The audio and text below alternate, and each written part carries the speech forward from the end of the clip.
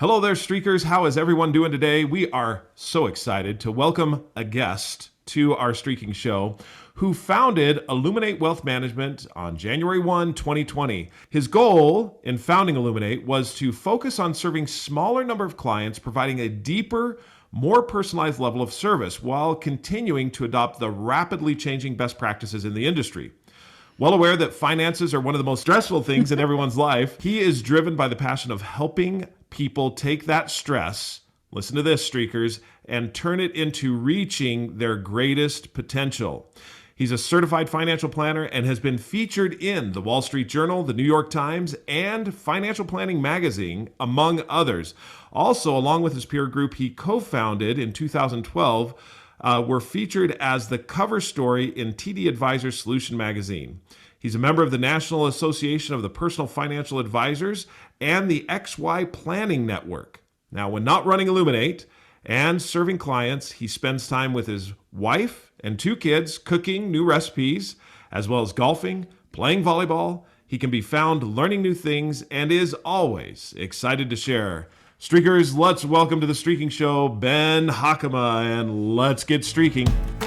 What is streaking and why should you do it? Streaking is how you set up personal winning streaks. Look at who you want to be and what you need to do to become that person. This is Streaking. I'm Jeff. And I'm Jami. And we are streakers. Through 30 years of marriage and 7 children, we have learned the power of consecutive consistency or streaking. To start streaking is simple. You just follow these 3 laws. Make it laughably simple, keep a record, and join the streaking community. Streaking is your hidden superpower. With it, you will consistently progress and grow in whatever area of life you want. In this podcast, Jeff and I will share all the fun, exciting, serious, solemn, wonderful parts of family, spiritual, professional, and personal life, and how streaking powers it all. So join us in the conversation, join the movement, and start streaking today.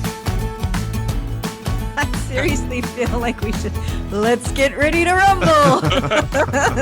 We're talking finances That's today. Exactly let's right. do it. Let's do this. This is awesome. Ben, we're so excited to have you on the show. Thanks for coming. Thank you both. And that was a lot. Thanks for going through all that, Jeff. I know. My pleasure. I wanted to start today a little bit about talking about how you got started in financial planning and then how that transitioned into founding your own company. Absolutely. And kind of what led you down that road. Yeah, it's a great place to start. Start at the beginning, right? So Yep. my parents, they came from farmer families that were all about diligent savings, don't take a lot of debt, do the right things every day. And I saw through growing up how they saved a lot of money, even as my dad became a surgeon, and they still focused on all kind of the key things in finance. And I thought I was going to follow my dad, be pre-med, go be a doctor. So I go to the OR with him one time, the operating room, and I see him break someone's jaw. And I said, I'm out. This is not happening. Oh, yeah. So, this is not the path I want to go. And, but I'm a lot like my dad. And he said, if he wasn't in medicine, he would be a personal financial advisor. And he connected me with his advisor. And that turned into an internship, which turned into the first decade of my career working with that same firm and just learning from some great mentors on how to work with clients and really focus on all the, exactly what you guys talk about, the key stuff every day that you can do to build towards the long-term, financial independence and be at peace with your finances. So move forward to 2019, and I started thinking I really just want to start my own business. And part of it is work-life balance. I think that's a big thing people talked about, even pre-COVID, right? And also there's some changes in the industry, and I wanted to kind of be working towards the right direction, I think, of where the world is going, especially for finance, personal finance, and work with a smaller number of clients. And so launched right before COVID. And that was an interesting time to start a business. Yes, it is. Absolutely. Yeah. Launching right before COVID, where now you can't go out and visit people. You got to find Correct. them online. Yeah. Correct. Yeah. So it's been really interesting because there's a few clients that I work with that they're local to me, and I've still never met them in person because we met during COVID and met on Zoom, and then they're fine. They don't need to see me. And that's just our relationship, but it's still great. Yeah, that's fantastic. I do love that technology has allowed us to have that freedom and that flexibility. And a little bit, it's interesting because you're right. You bring up both of those emotions of the one, on the one side, you're like, wow, I feel like I know these people because we're on Zoom all the time and we're close. And then sometimes you stop and you think, but I've never actually met them in person. I only know them as a 2D person. Yes, exactly. For sure. So it is 2D interesting. world. So it brings up both of those emotions. I have a client in Dallas and I'm in Chicago, and I flew down there a couple months ago and met him for the first time in person. And right until I drove up to his house, I was all excited. And then I got really nervous. Wait a minute. What if this is different? I don't actually know this person, do I? So interestingly, just as we're going down this little side travel, oftentimes when I meet people for the first time in person, the first thing they'll say to me is, wow, you're a lot taller than what I thought. Because I'm 6'5". And I that's am the first too. thing. So there you Are go. you really? You see, Yes. so look, we see each other from, the chest up, and you don't realize when you stand next to him, Yeah. wow, Wow. you're really tall. Yes, We all only know each other from here up. that's right. You wouldn't know my wife's 5'2" when we're if she was sitting next to me. Are you seriously Similar- 6'5"? Jamie is 5'2". Yep. That's hilarious. 5'3" on a good hair day. Okay, when I'm now able you to sound like pump my it wife up. too. Yep. Yes. That's That excellent. is awesome. How did you two meet? Just on that? We met 6 weeks into college, freshman year, started dating a couple weeks after that, and the rest is history. So That is that was great. great. Isn't it amazing how, as a very tall person, because being 6'5", that's on the taller end. Yep. It's the petite, smaller women that were attractive to me. Yep. And I actually had a tall girl come up to me one time and say, "It is so wrong of you to date someone that tall because you have a lot of options and I don't." I have heard that before. And I remember That's thinking, I hilarious. was like, okay, Okay, thanks. well, he's still mine. Sorry. All right, Should we get into let's get into gone way off the finances. rails here. Not where I thought we were going to go. I love it. All right. So with that, let's talk just a little bit about, as we think about, there is a lot of stress in finances, no matter what. I mean, there just is. And if I can get to this place of peace with my financial road, I guess, that I'm traveling on, that's significant. So as we look at the whole world of financial planning, I mean, there's some, there's some things that come along with a financial planner that maybe are stigmas that people are a little nervous about or don't want to get into. But you've mentioned and you talk about the changing of the guard in financial planning. So talk to us now about how that's changed a little bit and why people, what's the benefit of reaching out to a certified financial planner? Absolutely. I'll start with actually the second part of that.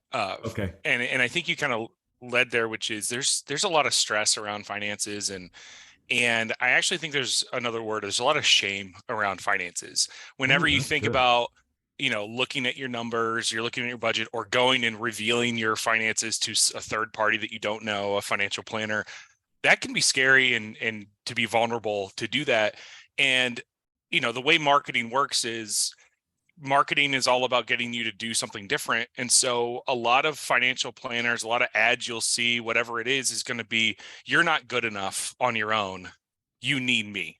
And that's all in a way of shame marketing, of getting people to feel bad about themselves before they go and hire somebody and give everything away. And I think that's rooted in kind of the history of personal finance and financial advisors, and will probably continue as well. But hopefully, as we kind of talk through, there's another subset of advisors that I think do a really good job for their planners. So if you go back to the 70s, financial planner or financial advisor only meant one thing. It was a stockbroker. The only way that you could get invested was to call up your broker. They're going to take a commission, but it's a fee that they're going to get off of there. And then that was it. And you just bought stocks, and you couldn't go to online, and there wasn't online that you could go to your phone and do something, right? So you had to call a stockbroker. Then things shifted, and they shifted in the 80s and 90s to now it's a mutual fund. And so most people have heard of mutual funds. They're a mixture of stocks or bonds or things, and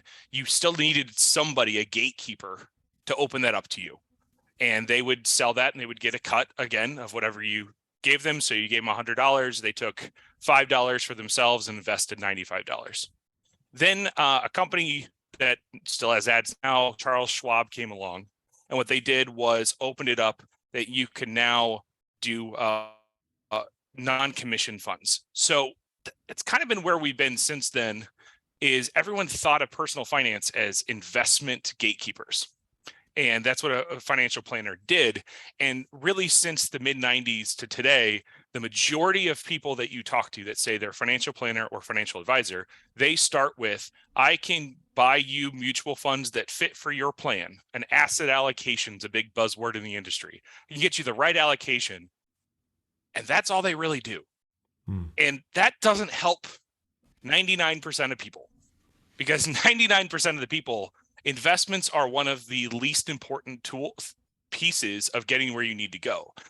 What really matters is taking the right steps of, how do I save towards my goals in whatever way that needs to happen? What's the way to save money on taxes so I don't have to give as much to the government? I can keep more for myself for my goals.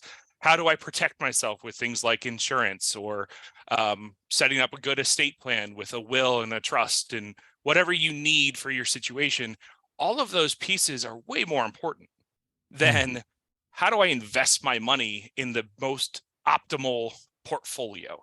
And so any firm that's been around for more than 15 years probably is still thinking in the old school way of, my number one job is to give people investment portfolios. And that is still something we do at Illuminate, but it is maybe 10% of my time is on that. More is on cash flow. And right now we're in the middle of 4-year cash flow projections for every one of our clients, and going through all the different pieces, and what do you save to your 401k versus what do you put aside for college, or whatever that looks like. That's way more impactful than any of that other stuff on investments. That is so good. I want to go back to the very beginning, because it really resonated with me when you said that there's a lot of shame associated with talking about finances, because I think we live in a world where, honestly, people are validated by money. Whether or not we like that or not, it is a huge level of validation. And so being able to say how much you have or don't have, or what you've done with it or haven't done with it, or how much you've made or haven't made, seems to feel like saying I'm smart or I'm not smart, or I'm successful or I'm not successful, rather than, and so it's a difficult thing to share. And so I loved that you said that and started that way by saying, look, this is something we're all dealing with, and there shouldn't be shame involved in it. And so I love that. And then really like when I first looked at, because we had talked about the changing of the guard in financial planning, and I'm like, I don't understand what that means. I love that what you're saying is, look, the times have changed. We live in a different world, and we have a lot more personal access to things, but we also have a lot more information that can be overwhelming and inundating. Oh, yeah. And I feel like that's what you're saying is yeah, investing is part of it, but really what's going on is there's massive amounts of information out there, massive amounts of opportunity, and massive amounts of things that are happening that you may not have the time to totally become an expert in. But I do, and I can help you walk through that, so that you can reach the goals that you want in life. I liked that. I liked that a lot. So the question I had for you, as you talk about shame, how is it that, so I'll just be vulnerable myself, sharing my full finances, our full finances with you, for example, if we were to do that, that could be like, okay, he's judging me in the sense that, wow. Wow, you made that decision? Oh, really? You guys have done that, huh? Wow. Well, it's going to take some time to fix that one. So how do you help people feel comfortable? Because you talk about the psychology of this, and that's a huge part of it. So how do you help people feel comfortable and to get past that barrier? So, because there's so much good that you can do for them. I would say my first reaction is I've lived that myself, and I think I have a better appreciation now than I did before my wife and I got our own financial planner. And I tell a lot of people that I have a financial planner. Wait a second. That's you interesting. have a financial planner. Exactly. Tell us why. Yeah. And a lot of people look at me like, so clearly you're not good at your job. And right? And let's go back to my dad's story, right? My dad was an oral surgeon. He's retired now, but he could not do surgery on himself as well as a third party would be able to look in his mouth and take a tooth out. He could Yeah. do it, with mirrors, but he's going to have blind spots. He's not going to have the same perspective. He's going to be too close to the situation. Plus, it's painful to do surgery on yourself, right? And so in a similar way, so my wife and I are very different on our psychology when it relates to money. She looks at money as something, we talk this concept with our clients about, is it security or is it an opportunity? And my wife is very much on the security side. And I do not want cash in the bank because that's a wasted opportunity of what it could be doing. And I agree. Jeff needs to stop looking at me funny. Need to talk. I know, right? And so as we approach to a third party, now we can go and we can say, here's how we're currently managing our money, and here's what we're doing. Can you help us bridge the gap? And actually, the number one thing is my wife needed an advocate on her side that knew as much as I did, so that we could have good conversations and not be in my own blind spots and my own emotional bias on how I view money. It's our money. It's not my money. And so we got a financial planner, and that process of just that initial, here's what I've done, was so scary for me because I was taking it as, wait a minute, this is me revealing what I get paid to do, and now I'm showing somebody else. And so that actually helped me get a nice appreciation for what I'm taking clients through too when they start. And so we actually focus first on the why before we focus on the what. And so we focus on, tell me about your history with money. What's your earliest memory of money? And I think that's actually an interesting exercise to think about, of what is the first memory you have of money. And I've had clients reveal really positive experiences and really negative experiences. But in your formative years, you develop a relationship with money that will last the rest of your life. And you can work on that relationship, but it will impact your decisions. I've got a client who's 97 years old, and I believe there are things that he experienced growing up that impact him today. And so we start with the why, and then it's really easy to open up with, what does the data say? What are you actually doing today? Because then it's not about what did you do wrong? We're focused on where we want to get you and what the point of all this is. Money is just a tool to reach your, life goals, to help you get fulfillment. It's just a tool to get there. It's not the end all be all. It's not the goal.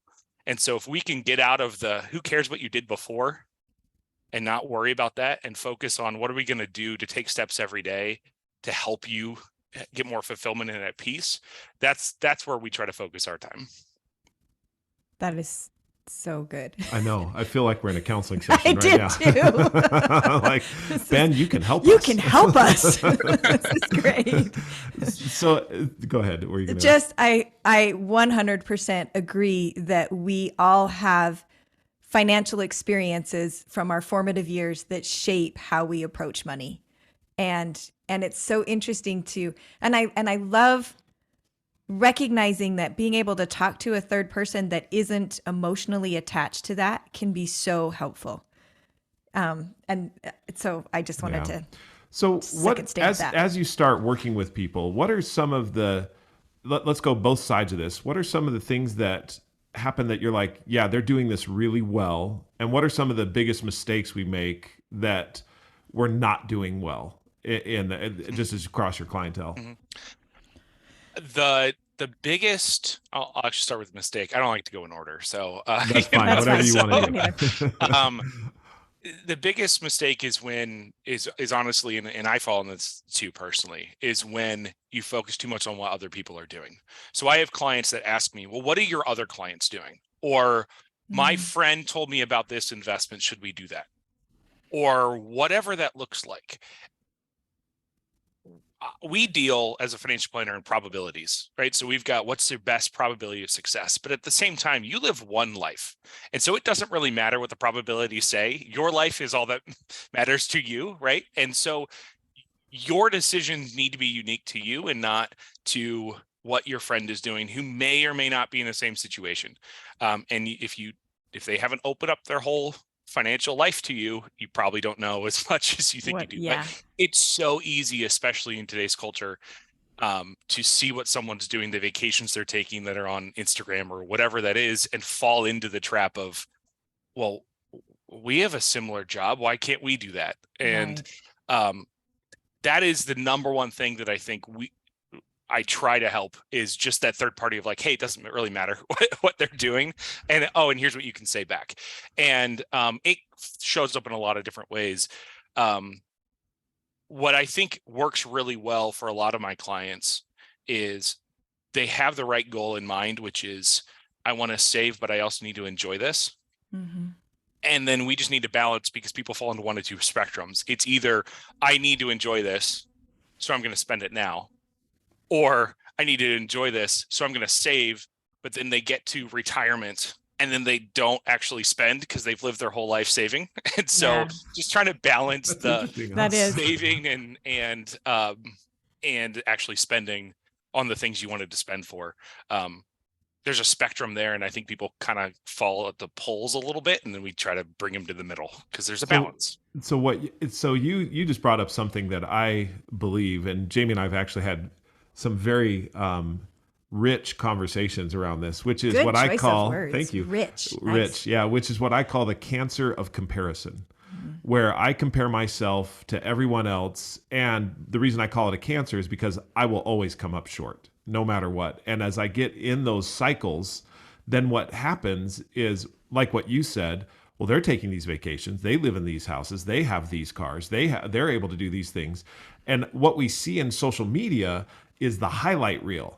You know, it's just like when you watch a baseball game on the highlight reel, it's 2 minutes. Well, you don't see all the different things that happened in between that actually led up to that particular out, or that particular home run, or that particular single. And so you just think that, well, they just live life on the highlight reel. And Instagram, social media, any of those things, it's the highlight reel.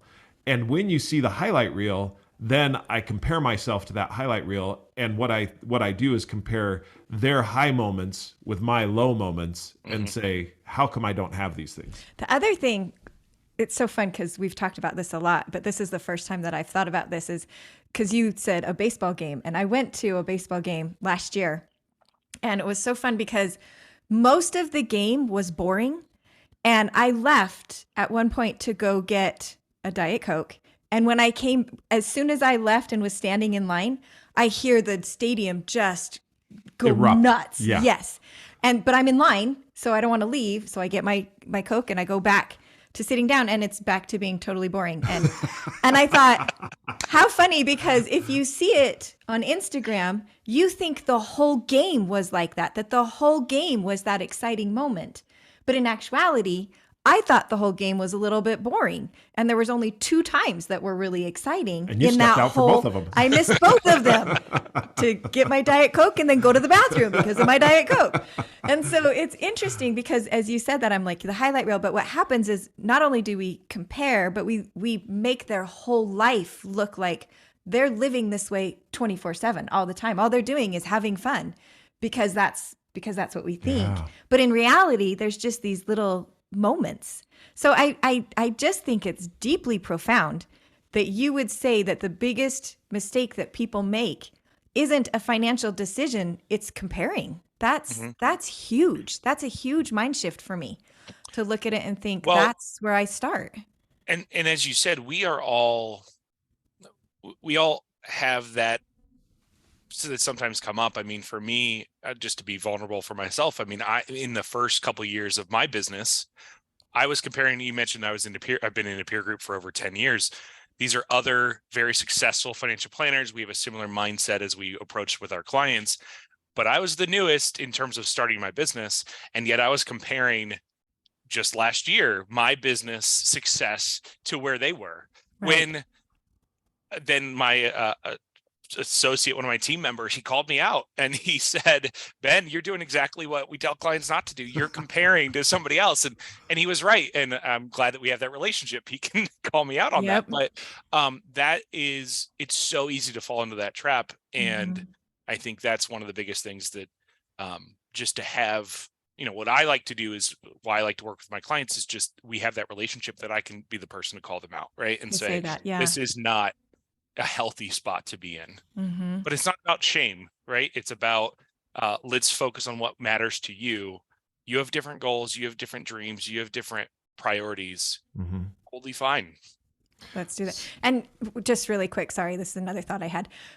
As you're talking, it is interesting that we make an assumption that if we know something or teach something, we should be perfect at doing that thing. And I think we hold other people to that same standard.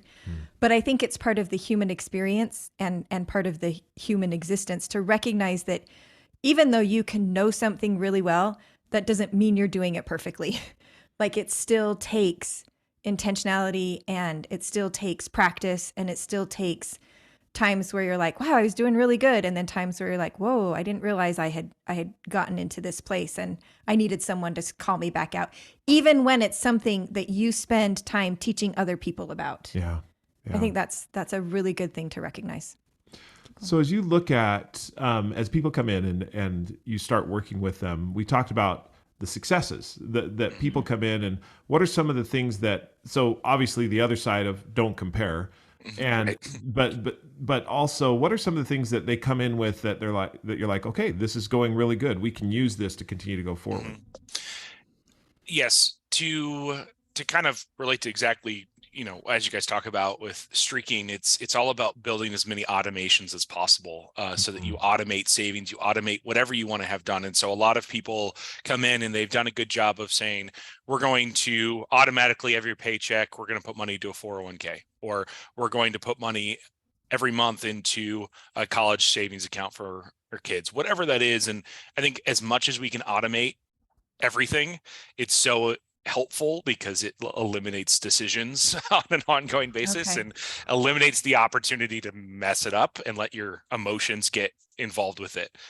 So I think that's the number one thing that people come in already ready. If you're at the point you say, I need some help, people have done some steps first. And the biggest thing is probably just automation. So when they have, and this is one of the things we talk about as far as, the automatic withdrawal into a 401k, you're like, yeah, good thing. That's definitely the way to go. Absolutely. Automatic withdrawal, like into a savings account that may be a little bit more liquid, that's good way to go. Is that kind of where you're at? For sure. And I mean, I have, just for my personal finances, when I get paid every twice a month, I have 4 different accounts that I automatically have my paycheck go into. I have it set up on my that it just goes there because that's my easiest way, that I don't have to take an extra step to go do something else. I have money, and that actually 5 if you include the 401k. So I've got 5 places that the money goes into, and I know exactly what those buckets are for. And one of those is a longer term bucket. It's, trips. My family loves to take trips. We like to do that. And so we have an ongoing savings that just every paycheck, we put a little bit of money in there. And again, I don't have to go into my checking account and move the money over. It just automatically goes there. Things like that. That's good. It's so helpful to just eliminate all possibility of getting off the plan that you want. Yeah. It's interesting because in Streakin, we talk about behavioral things being intentional. So you want to be intentional about what it is you do. And then we also talk about the automatic area where you really, and where we call the automatic area is maintenance. And we just want some things to be maintenance. And then a lot of other things, which are growth and progress in Streakin, is all about being intentionally choosing. So that, for example, like with my paycheck, if I take it and automatically have it be divided into those 4 or 5 different accounts, then my intentional part of Streakin is the idea that I'm going to, say, for example, 1 time a week, review my finances. That's intentional so that I can see where I am and the progress that I'm making.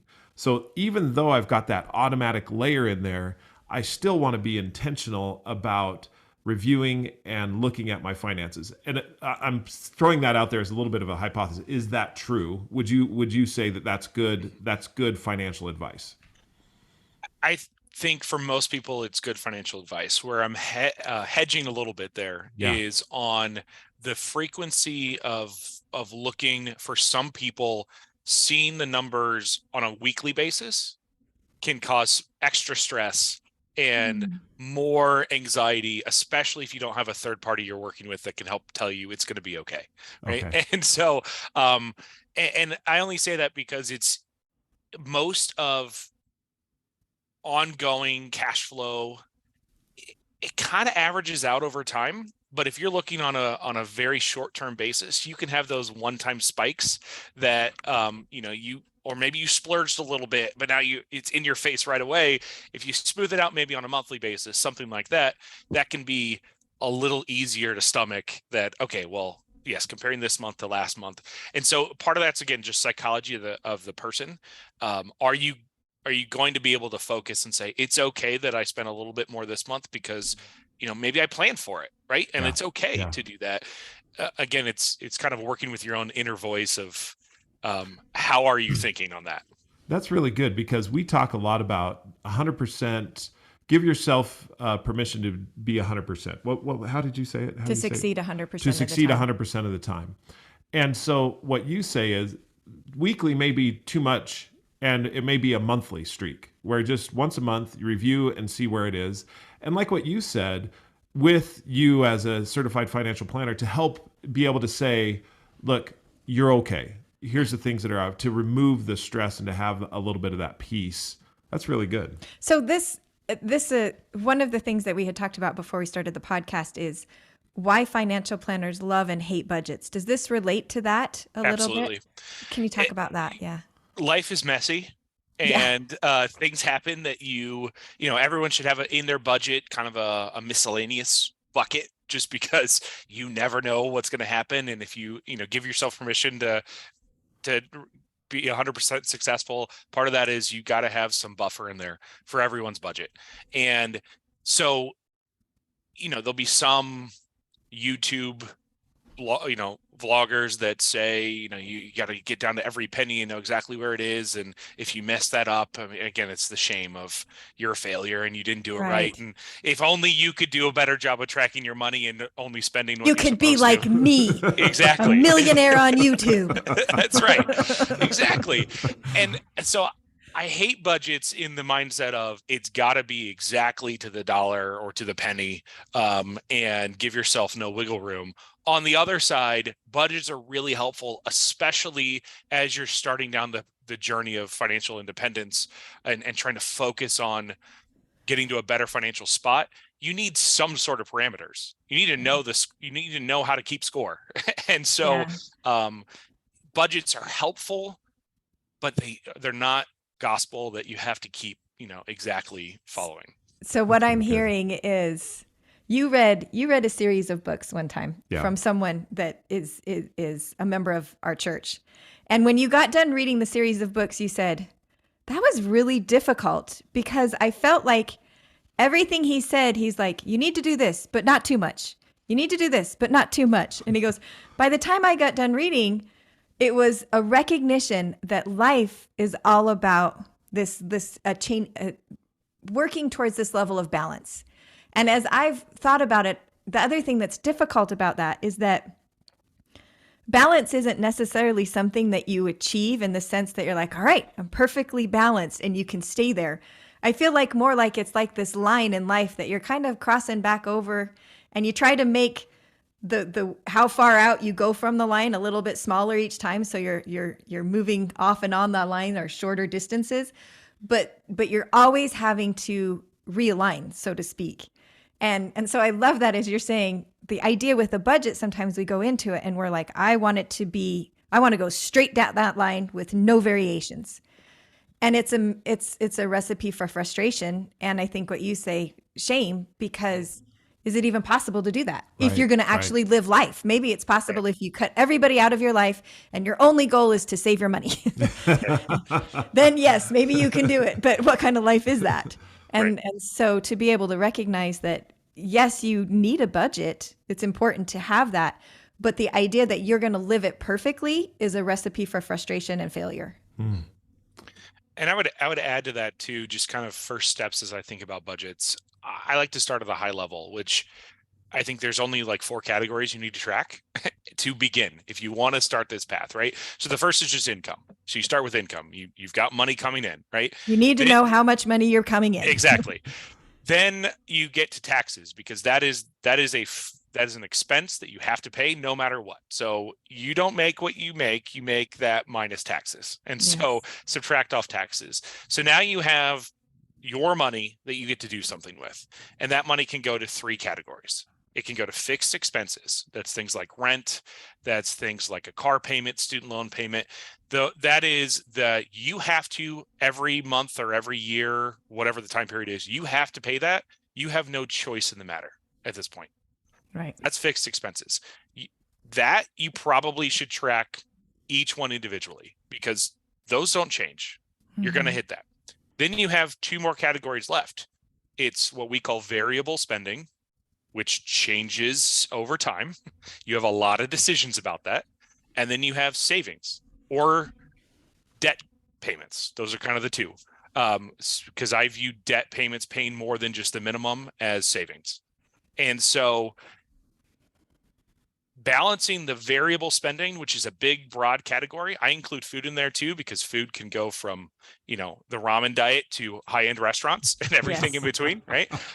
Is variable spending. And then savings. And if you can automate some savings, now you know the broad amount of money that you can spend on the variable amount. And then it's not so detailed of, well, I only have X number of dollars in groceries I can spend this month, but the groceries do impact what you can spend on entertainment, because those are all variable expenses. So starting with kind of get your fixed expenses. And the last thing I'll just say on this is, a lot of people that can't make steps positively towards savings, it's because their fixed expenses are too high, and yet they don't understand that. And so they say, why am I spending so much money? And because they've cut everything as low as they could in the variable, and there's really nothing else they could do. And it's because the fixed expenses are too high, and you're just stuck, and you can't do that. Yeah. So one of the streaks that we've had and have had for a long time is to categorize at least one financial transaction every day. It's because we spend money every day, no matter what. I mean, there's just something you spend on. And so we look at that, and based on what you just said, a lot of that is based around our variable expenses, because we know that, we have the fixed expenses, but the variable expenses, we're like, we need to categorize these so that we know where that money's going and can make decisions on a monthly basis to be able to say, can we do something different variable, or do we want to do something different variable? Because that's the intentionality of it. Exactly. Would you say? Yeah, that's totally what I was thinking, is that I appreciate that there's certain things that you set up and they're like, okay, let's make this automatic so that it happens. But why are you making something automatic? So that you can be more intentional about the things that are truly important. Yeah. So that you're able to be like, okay, this is where I really want to be focusing my decision-making processes. Is in this area. So you mentioned where you get started is those four categories, or would you say that's kind of where you get started? If I'm before I come to you or with you or whatever it is, that's where you would go. Is those areas as well? That's where we start. Is let's just figure out what those categories look like, because that gives us that lets us know how much we can change. Right. So as you go through that. Oh, okay. Go ahead and ask that question. I wanted to ask that question just while we're on budgets. Ask the question. So you mentioned something as far as extreme budget diets, such as the FIRE movement. Now, I don't know what the FIRE movement is. I hadn't heard it. Maybe there is something about that. But what is an extreme budget diet, and what does that look like? So quickly, the FIRE movement stands for Financial Independence, Retire Early, and that was a big thing that came out the last decade, and as the economy was growing and people are making a lot of money in stock market and things like that, it became a hip thing to do. But several people that were pushing it a lot, that became very famous on it, were all on the way you get to this is by cutting all extra expenses out, having no fund, saving 80% of your income, not living life. You shouldn't have a car. You should really sell your house and live in a tent.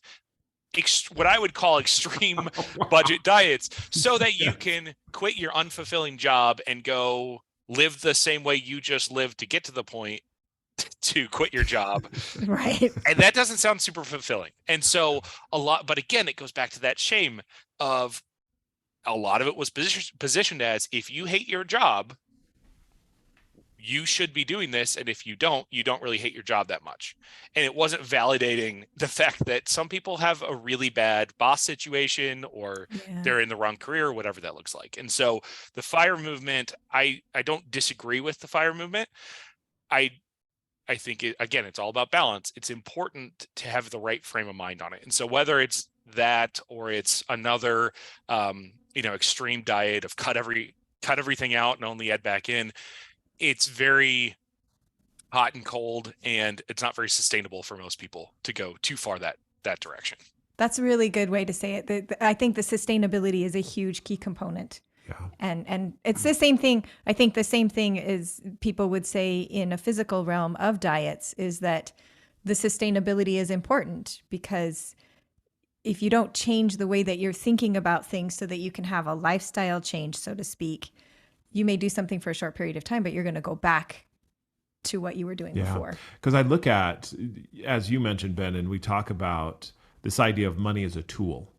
Right. It's a tool to be used to be able to get the lifestyle that you really want, if I'm putting that in the correct terms. Absolutely. Yep. Yeah.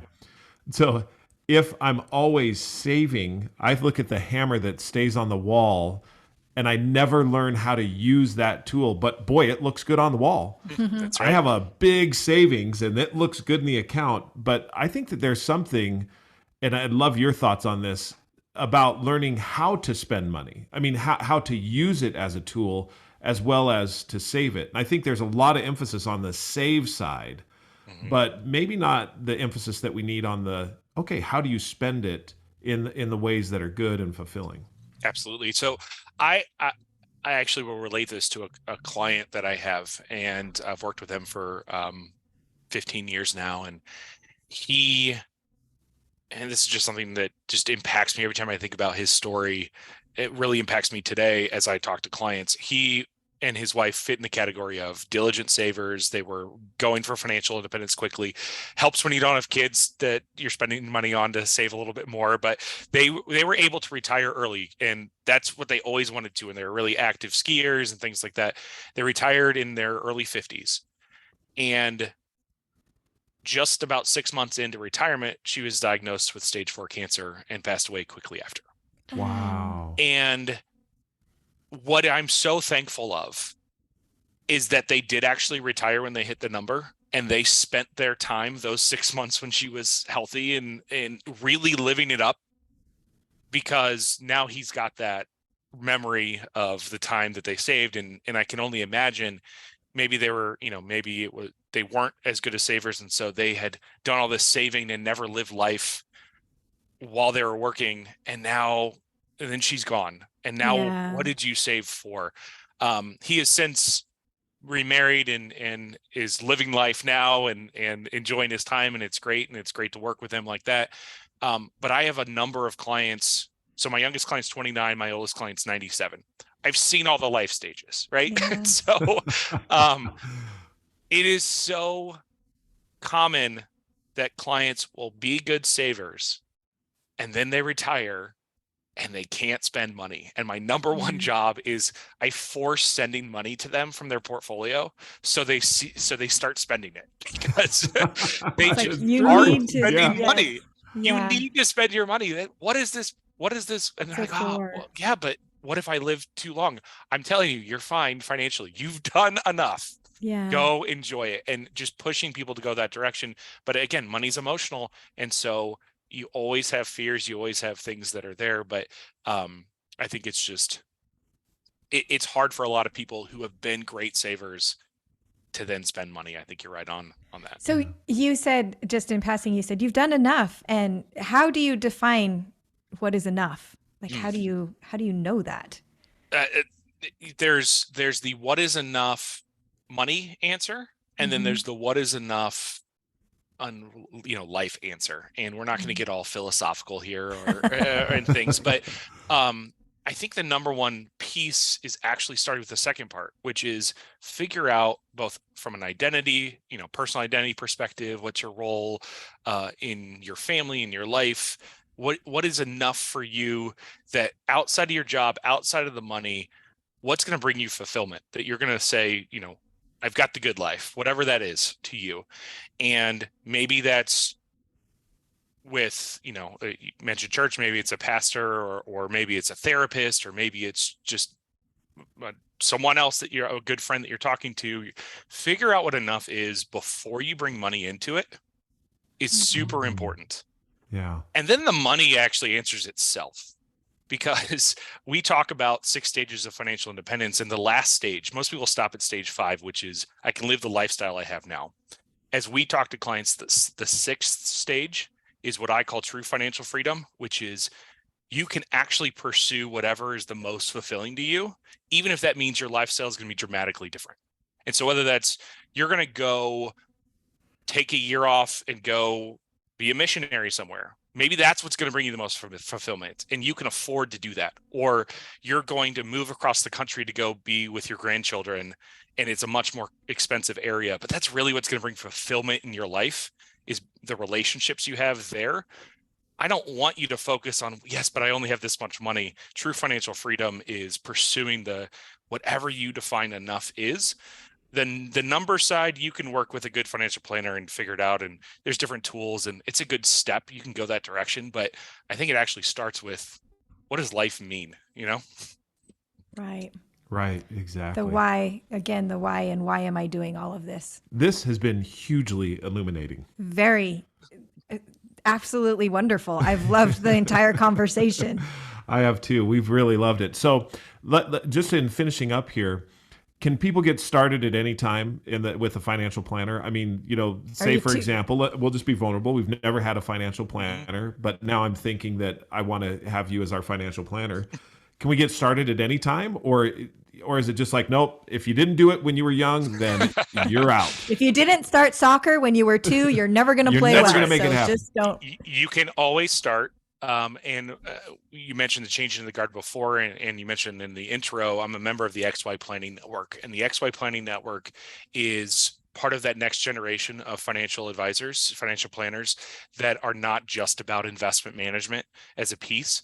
And you can actually go to xypn.com, but there's all sorts of things from hourly planners that will just help you on an hourly basis, and you can get some good advice, and then you can get tools to go do stuff, all the way up to kind of full service. We manage everything for you all the time situation, and everything in between. And so cost used to be a factor. I don't think it needs to be as much anymore, because there's so many different ways to work with clients, whether it's project, hourly, or ongoing.